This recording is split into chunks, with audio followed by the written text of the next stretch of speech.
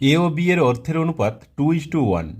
এ বিকে 2 টাকা দিয়ে দিলে তাদের অর্থের অনুপাত হয় 1:1। তাদের প্রাথমিক অর্থের পরিমাণ কত? দেখো, এই টাইপের যখন কোশ্চেন থাকবে আমাদের এখানে অপশান টেস্ট করলে ইজিলি হয়ে যাবে, কারণ ছোট ছোট অপশানগুলো রয়েছে। কিন্তু যখন অপশান টেস্ট করলে না হবে তখন কিভাবে করব? আগে অপশান টেস্ট কীভাবে করে নিচ্ছি দেখো। দেখো, প্রত্যেকটাই 2:1 অনুপাতে দেওয়া আছে।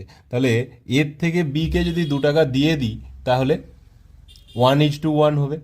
দেখো, 12 টাকার থেকে যদি 2 টাকা দিই, এর 10 টাকা হয়ে যাবে, এর 8 টাকা হয়ে যাবে, তাহলে সমান হবে না। 1:1 মানে দুজনের সমান। 16 টাকার থেকে 2 টাকা দিলে 14 হয়ে যাবে, এর 10 হয়ে যাবে, সমান হচ্ছে না। 8 টাকার থেকে 2 টাকা দিলে এর 6 টাকা হয়ে যাচ্ছে, আর 4 টাকা 2 টাকা 6 টাকা, তাহলে এই দুটো ইকুয়াল হয়ে যাচ্ছে, মানে এটাই অপশান হয়ে যাবে।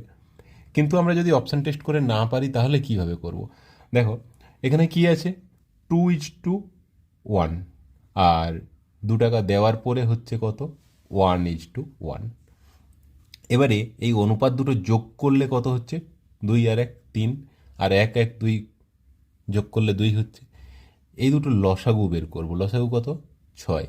তাহলে 3-এর সাথে 2 গুণ করলে 6 হয়, তাহলে আমরা এটার সাথে 2 গুণ করব। 2 গুণ করলে কী হবে, 4:2। আর এটা 2-এর সাথে 3 গুণ করলে 6 হয়, তাহলে এর সাথে আমরা 3 গুণ করব, দ্যাট ইজ 3:3। এবারে দেখো, এর 4 অনুপাত ছিল, 2 টাকা দেওয়ার পরে হয়ে গেছে 3 অনুপাত। আর বিয়ের 2 অনুপাত ছিল, 2 টাকা পাওয়ার পরে হয়ে গেছে 3 অনুপাত। ক্লিয়ারলি এর অনুপাত 1 কমেছে আর বিয়ের অনুপাত 1 বেড়েছে। কিসের জন্য? না, এ বিকে 2 টাকা দেওয়ার জন্য। তার মানে ওই 1 অনুপাত ইকুয়ালস টু 2 টাকা।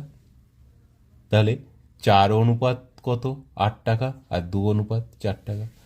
তাহলে আগে একজনের 8 টাকা ছিল আর একজনের 4 টাকা ছিল। অপশান সি হয়ে যাবে অ্যান্সার।